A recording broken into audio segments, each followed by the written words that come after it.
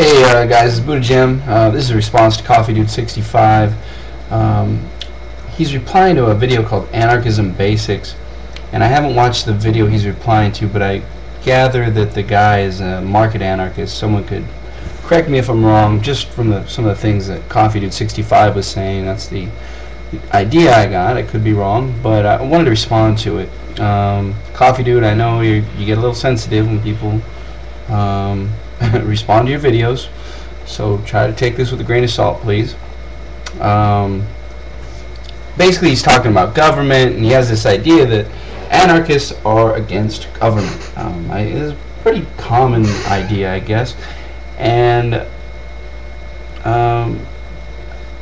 it's wrong. It's just from a misunderstanding of what anarchism is all about, and I'll try to explain that a little bit. But let me get into some of the things Coffee Dude 65 says. The theme of his video is government is not always your enemy, and essentially we have to ask ourselves, what is government? For Coffee Dude 65, government is essentially when people give up their decision-making power to others. That's government.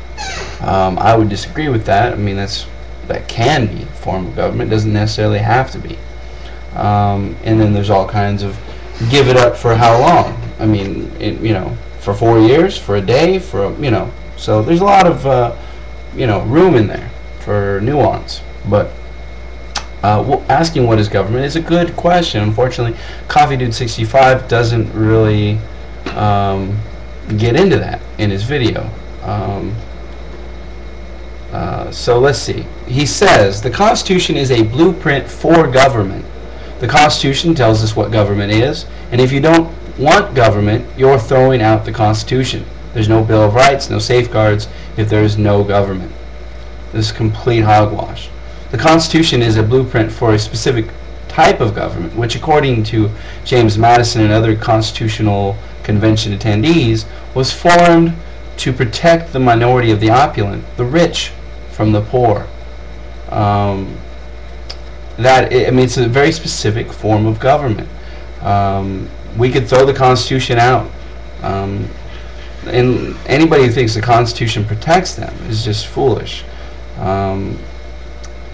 He says, there's no Bill of Rights. Well, the original Constitution had no Bill of Rights. Remember, it was the first 10 amendments. They were amended to the Constitution because of pressure from the population. They were a concession by the ruling elite. But you take the First Amendment, for instance. We really had no safeguards against, for freedom of speech in this country until the 20th century.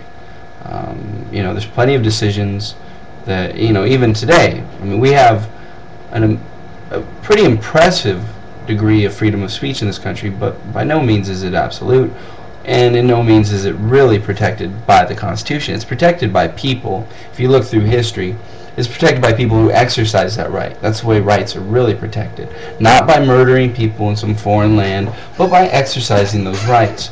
Whether there is or isn't a piece of paper that says that you have that right.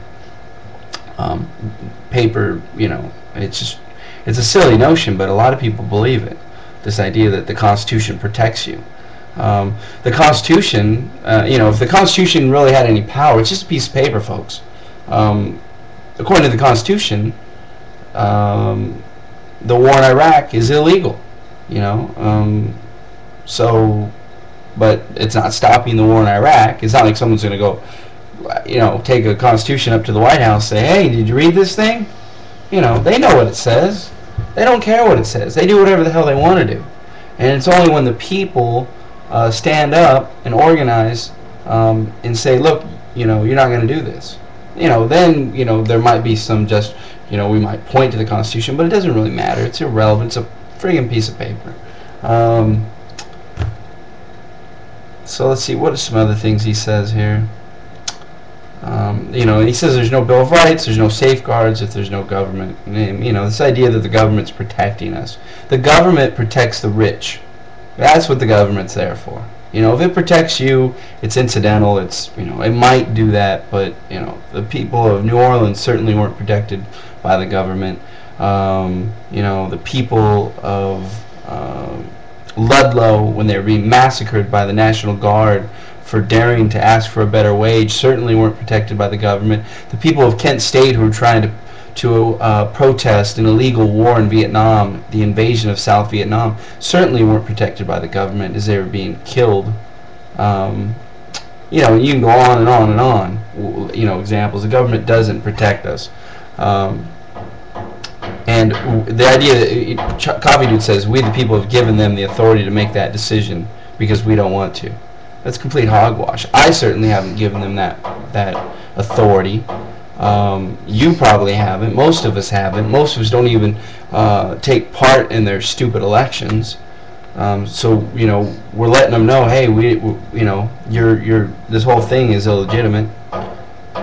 And then Coffee Dude, you know, he gives the typical argument: with the absence of government, you're not going to have anybody doing anything to benefit anyone else, and it will degenerate into lawlessness. That's why we have government. And again, no. If Coffee Dude, if you knew anything about history, anything about the formation of our government, they did not get together at the Constitutional Convention to safeguard against lawlessness. They consciously got together to protect their interests because they were a propertied class, a class of elites who owned property, owned things, had wealth, had privilege. That's why they formed a government. You know, according to J. Edgar Hoover, the primary purpose of law, and by that he meant state law, what he represented, is order, not justice, order. Maintain the status quo. Think about it. Have you ever seen the police standing with strikers? No. They are beating the strikers again and again, or peace protesters. When have the police or any law agency ever stood up with oppressed people? It's not an accident that they always stand against those interests. It's not an accident. It's designed like that. And this idea that it would degenerate into lawlessness is just ridiculous. And again, I don't have a lot of time, but anarchists are not so much against government. We believe in self-government.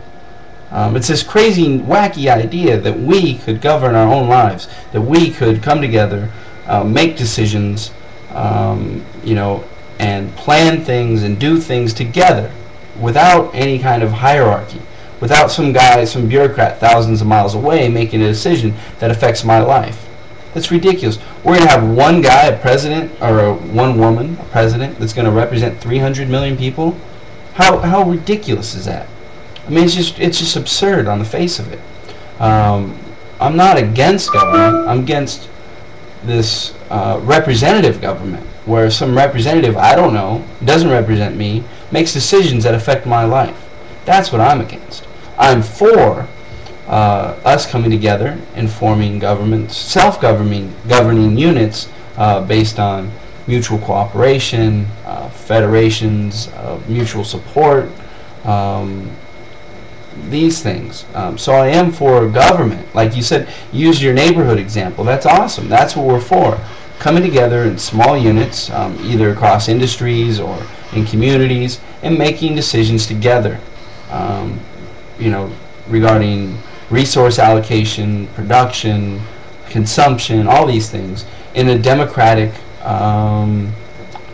nature, using democratic forms with democratic outcomes. So, you know, I've probably rambled on enough. I only have like a minute left. So, Coffee Dude 65. I know you're probably responding to a market anarchist, and that may be a little different from where I'm coming from.